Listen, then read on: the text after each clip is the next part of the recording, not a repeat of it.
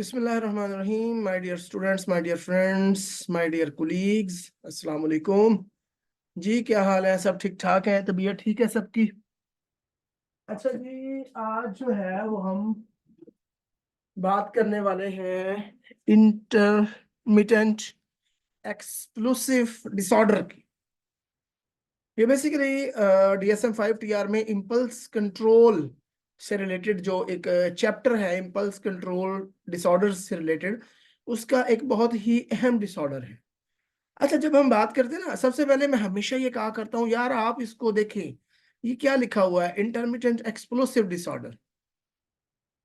आपको पता है इंटरमिटेंट का आपको मतलब पता होना चाहिए, एक्सप्लोसिव का मतलब पता होना चाहिए, डिसऑर्डर का मतलब पता होना चाहिए। जब ये आपको पता चल जाएगा तो इसका मतलब ये है आपको डिसऑर्डर आ गया, आपको पता चल गया कि डिसऑर्डर में है क्या। बेसिकली इंटरमिटेंट का मतलब होता है कभी कभी, ठीक है।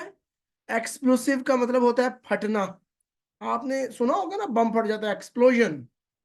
ओ जी, एक्सप्लोजन ऑफ बॉम्ब, फट गया जी बम, ठीक है। डिसऑर्डर का मतलब होता है बीमारी। अब ये कभी कभार फटने की बीमारी, तो क्या फटने की बीमारी, यानी कि गुस्से से जब बंदा लाल पीला होके फट जाता है ना, वो कहता है यार भड़क गया है, ठीक है, उसका सब्र जवाब दे गया है, वो फट गया है वो। This is called intermittent explosive disorder. अच्छा, इसकी मेन अलामात या इसका थीम क्या होता है बेसिकली, कि छोटी छोटी बात पे जो है ना वो गुस्सा आ जाता है, बहुत ज्यादा नुकसान करते हैं, तोड़ फोड़ करते हैं। कभी मोबाइल उठा के दे मारा, लैपटॉप उठा के दे मारा, जो सामने चीज आके, कुर्सी दे मारी, मेज दे मारा, गुलदान उठा के दे मारा, जो माइंड में आता है। जब इस तरह का जो इश्यू होता है, मतलब जो पेशेंट है वो, अगर जिसको इंटरमिटेंट एक्सप्लोसिव डिसऑर्डर डायग्नोस है, वो छोटी छोटी बात पे अचानक से भड़क उठते हैं ये लोग, ठीक है। और जब, अच्छा, ये इससे पहले जो होता है ना, वो क्या होता है, इनके अंदर एक बेचैनी सी कैफियत होती है इस सिचुएशन से पहले। छोटी छोटी बातों पे भड़कने से पहले एक बेचैनी सी कैफियत होती है, और फिर जब बेचैनी की कैफियत फील होती है, फिर अपने आप को जो है वो रिलैक्स करने के लिए इस तरह की हरकतें करते हैं। और जब तोड़ फोड़ कर देंगे, नुकसान कर देंगे, छोटी छोटी बात पे गुस्सा, गालम गलोच, बुरे हाल, मार कुटाई, ये सब कर देंगे, उसके बाद फिर क्या होगा, रिलैक्स हो जाएंगे, सुकून आ जाएगा, रिलैक्स महसूस करेंगे, ठीक है। फिर अगली दफा आगे क्या होता है, जब रिलैक्स हो जाते हैं, फिर रियलाइज होता है कि हो यार, मुझे इस बात पे गुस्सा नहीं करना चाहिए, मुझे ऐसा नहीं करना चाहिए था। फिर शर्मिंदा होते हैं, माफी मांगना स्टार्ट कर देते हैं, ठीक है। अब ये होता है इंटरमिटेंट एक्सप्लोसिव डिसऑर्डर। बगैर किसी अपेरेंट वजह के या किसी छोटी सी वजह के गुस्सा आ जाना, शदीद गुस्सा, एक्सप्लोजन, एक्सप्लोसिव मीन शदीद गुस्सा आ जाना, गुस्से से भड़क पड़ना, फटने की सूरत हाल हो जाना, ठीक है। उसके बाद जो है तोड़ फोड़ करना, मोबाइल उठा के दे मारना, ये वो, इस तरह के काम करना। फिर रियलाइज होना, रिलैक्स हो जाना, फिर सोचना हो यार ऐसा नहीं मुझे करना चाहिए था, ये मैंने गलत कर दिया है। माफिया मांगना, अच्छा यार सॉरी माफ कर दो, अच्छा यार सॉरी माफ कर दो, मुझसे गलती हो गई, मैं शर्मिंदा हूं, मुझे ऐसा नहीं करना चाहिए था। फिर इस तरह की हरकतें हो रही होती हैं, ठीक है।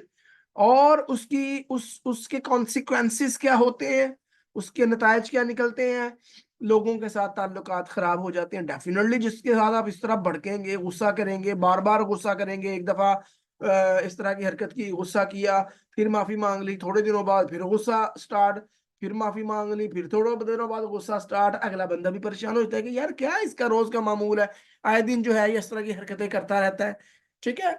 तो क्या होगा, फिर वो ताल्लुकात खराब कर देते हैं, इस तरह की चीजें ताल्लुकात खराब कर देती हैं। सम टाइम अगर आप जॉब पे हैं, जॉब पे आप बार बार लड़ रहे हैं, झगड़ रहे हैं लोगों से, आपकी जॉब भी जा सकती है, आपकी पढ़ाई भी खराब हो सकती है। इस तरह की चीजें क्यों होती हैं, अब इसकी वजूहात, ये मैं अभी आपको ओवरव्यू दे रहा हूँ, क्राइटेरिया जो है वो हम इंशाल्लाह इसके बाद जो नीचे है वो इसका क्राइटेरिया है, हम उसको डिस्कस कर लेंगे। अभी जो है मैं आपको जस्ट एक ओवरव्यू दे रहा हूँ, क्योंकि आपको ओवरव्यू से समझ आ जाएगी, क्राइटेरिया से आपको और ज्यादा समझ आएगी। अच्छा, अब इसकी वजूहात क्या हो सकती हैं, वालदेन की आपस में जो है वो लड़ाई झगड़े, इसकी वजूहत हो सकती है, जो बच्चा जो है वो बार बार इतने पक जाते हैं वालिदैन के आपस में लड़ाई झगड़े देख देख के कि वो खुद जो है वो फिर वो मेंटली तौर पर डिस्टर्ब हो जाते हैं। उसके अलावा फैमिलीज में भी ये चीजें रन करती हैं कि जेनेटिक जो है वो भी सूरत हाल हो सकती है, खानदानी फैक्टर्स हो सकते हैं। मसलन अगर कोई बच्चा इस तरह करता है ना, तो समटाइम हम कहते हैं ना कि हो इसके अब्बा भी ऐसे ही किया करते थे, अच्छा इसके फलां चाचे में ये ऐसे करता है, या इसका दादा भी इतना ही गुस्से वाला था। तो वो बेसिकली वो फैमिलीज में चीजें रन कर रही होती हैं। तो इसको कहते हैं जी इंटरमिटेंट एक्सप्लोसिव डिसऑर्डर। अब आ जाते हैं इसके क्राइटेरिया की तरफ। क्राइटेरिया इसका क्या है? Recurrent verbal and physical aggression, के वर्बल और फिजिकल अग्रेशन इस तरह के लोग जो हैं वो शो कर रहे होते हैं। The person has frequent episodes of extreme uncontrollable anger leading to aggressive verbal and physical actions. जब बहुत ज्यादा बार बार frequent episodes of extreme uncontrollable anger के एपिसोड आ रहे होते हैं। एपिसोड्स मीन के बार बार, आज हुआ है फिर कल हो गया, 2 दिन बाद फिर हो गया, 4 दिन बाद फिर हो गया, इस तरह करके जो है वो गुस्सा आता है, और गुस्से की हालत में जो है वो फिर बंदा अपने आप पे कंट्रोल नहीं रख पाता। अब ये देखें, ये जो मैंने बात की है ना कि बंदा अपने आप पे कंट्रोल नहीं रख पाता, तो इसका मतलब ये है, ये बेसिकली क्या, कौन सा चैप्टर है? Impulse control. यानी इंपल्स कंट्रोल डिसऑर्डर का मतलब है कि अपने आप पे वो बीमारी जिसमें बंदा अपने आप पे कंट्रोल ना रख पाए, that is called impulse control disorder. तो क्या होता है फिर कि बंदा अपने आप पे अनकंट्रोलेबल, अपने आप पे कंट्रोल नहीं। ये जो पूरे चैप्टर में एक लफ्ज याद कर ले, अनकंट्रोलेबल, इसमें क्या है? अपने आप पे कंट्रोल ना रख पाना। ये चीजें जो है ये हो जाती है। उसके नतीजे में फिर जब गुस्सा आता है तो फिजिकल एक्शंस, मार कुटाई, गुलदान दे मार, मोबाइल तोड़ दिया, बेगम से कहा लड़ाई हुई तो गुलदान ही तोड़ दिया उठा के, बेगम के साथ लड़ाई हुई, उसने कहा आपके मोबाइल में क्या है भाई, आपके मोबाइल में किसी लड़की की तस्वीर है, मोबाइल ही उठा के दीवार में दे मारा, ले पकड़ ले यार ये ले।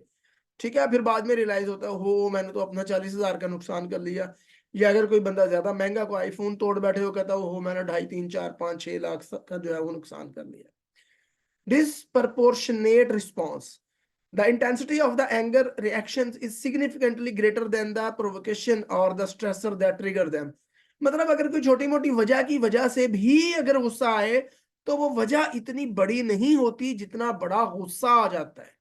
ठीक है, जितना ज्यादा गुस्सा आता है। मसलन मेरी पेंसिल नहीं मिल रही, मैं आया हूं तो मैंने देखा यार इधर बॉल पॉइंट पड़ी थी, मेरी बॉल पॉइंट नहीं मिली, मैंने गुस्सा करना शुरू कर दिया, चीखना चिल्लाना, उठा के लैपटॉप उठा के ये मारा है, गुलदान उठा के वो मारा है, गिलास उठा के शीशे का दीवार में मारा है। हालांकि इतनी बड़ी बात तो नहीं थी जितना मैंने गुस्सा कर लिया है। तो this is called disproportionate response. आगे आ जाता है outburst not preceded by the clear provocation, यानी the person's aggressive outbursts are not consistently triggered by the clear provocating event। यानी ये भी वही बात है कि कोई क्लियर चीज नहीं होती जिसकी वजह से गुस्सा आता है, बस ऐਵੇਂ ही गुस्सा कर लिया। ठीक है, कोई वजह, कोई अपेरेंट वजह ऐसी नहीं होती, बस गुस्सा आ जाता है जी। इंपल्सिविटी, इसकी अगली जो अलामत है इंपल्सिविटी की, the person has difficulty controlling their impulses during these outburst, often regretting their actions afterward. इंसान जो है वही बात कि उस वक्त उसको जो है वो कंट्रोल करने में, अपने गुस्से को कंट्रोल करने में डिफिकल्टी कंट्रोलिंग देयर इंपल्स, यानी मुश्किल पेश आ रही होती है अपने आप को कंट्रोल करने में, गुस्सा करने में। गुस्सा कर रहा होता है, कोशिश करता है कंट्रोल करूं, नहीं कंट्रोल हो रहा होता है, लेकिन बाद में क्या होता है? Often regretting their actions afterward, लेकिन बाद में रिग्रेट हो रहा होता है, परेशानी हो रही होती है, अफसोस हो रहा होता है, पशेमानी हो रही होती, शर्मिंदगी हो रही होती है कि यार ये मुझे नहीं करना चाहिए था। Frequency of outburst. The outburst occur on average twice a week for at least 3 months. कम से कम लगातार 3 महीनों तक 2 मरतबा हफ्ते में इस तरह का मसला क्रिएट हो, मतलब 2 हफ्ते में जो है वो आपके ऊपर ये एपिसोड आए लगातार 3 महीनों तक, then you will diagnose the person with intermittent explosive disorder। significant impairment फिर आ जाएगी। The explosive episodes cause significant impairment in social, occupational and educational functioning। ये आपको पता ही है, ये सारे डिसऑर्डर में होता है कि फिर जो मसला है वो आपकी परफॉर्मेंस में, आपकी फंक्शनिंग को भी इफेक्ट कर रहा हो। Age of onset, the recurrent outbursts are not better explained by another medical mental health disorder, a medical condition or the effect of the substance। ठीक है, इसमें क्या होता है फिर? एज जो होती है वो बेसिकली कोई भी एज हो सकती है, इसमें ऐसा कोई नहीं है, एज कोई भी इसमें हो सकती है। اور دوسرا یہ ہے کہ یہ جو ڈس آرڈر ہے یہ کسی دوسرے مینٹل ہیلتھ ڈس آرڈر کی وجہ سے نہیں ہونا چاہیے، یا میڈیکل کنڈیشن کی وجہ سے نہیں ہونا چاہیے، یا کوئی ڈرگ انڈیوس یا نشہ وغیرہ نہ کرتا ہو بندہ، اس کی وجہ سے بھی یہ نہیں ہونا چاہیے۔ Intermittent explosive disorder can cause distress for the individual and those around them, impacting relationship and daily functioning. Seeking professional help, such as therapy or counseling, is important for understanding and managing the underlying cause of the explosive episodes. تو یہ ہوتی ہیں جی ساری چیزیں، یہ ہمارا intermittent ایکسپلوسیو ڈس order جو ہے وہ یہاں پہ کلوز ہو گیا، یہاں پہ ختم ہو گیا، ٹھیک ہے۔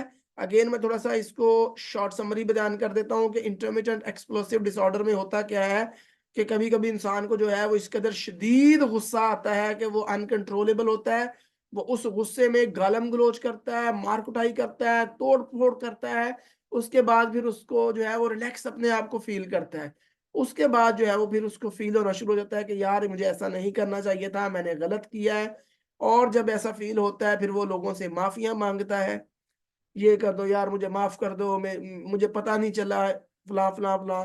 اور اس کے جب بار بار ایسی چیزیں ہوتی ہیں، بار بار اس کے اوپر یہ ایپیسوڈ آتا ہے غصے والا، توڑ پھوڑ والا، لڑائی جھگڑے والا، پھر لوگوں کے ساتھ اس کے تعلقات خراب ہو جاتے ہیں، اس کی جاب بھی جا سکتی ہے، اس کی پڑھائی بھی افیکٹ ہو سکتی ہے، وہ ایون کہ ماں والدین میاں بیوی ہیں تو ان کے درمیان میں طلاق تک جو ہے وہ بات چل جاتی ہے اور طلاقیں ہو بھی جاتی ہیں۔ تو یہ ہے جی انٹرمیٹنٹ ایکسپلوسیو ڈس آرڈر۔ ہوپ فلی سمجھ آ گئی ہوگی، آئی ایم شیور آپ ذہین لوگ ہیں، سمجھ آ گئی ہوگی۔ پھر بھی کوئی چیز سمجھ نہیں آئی تو آپ مجھ سے پوچھ سکتے ہیں۔ اپنا بہت سارا خیال رکھیے گا۔ اللہ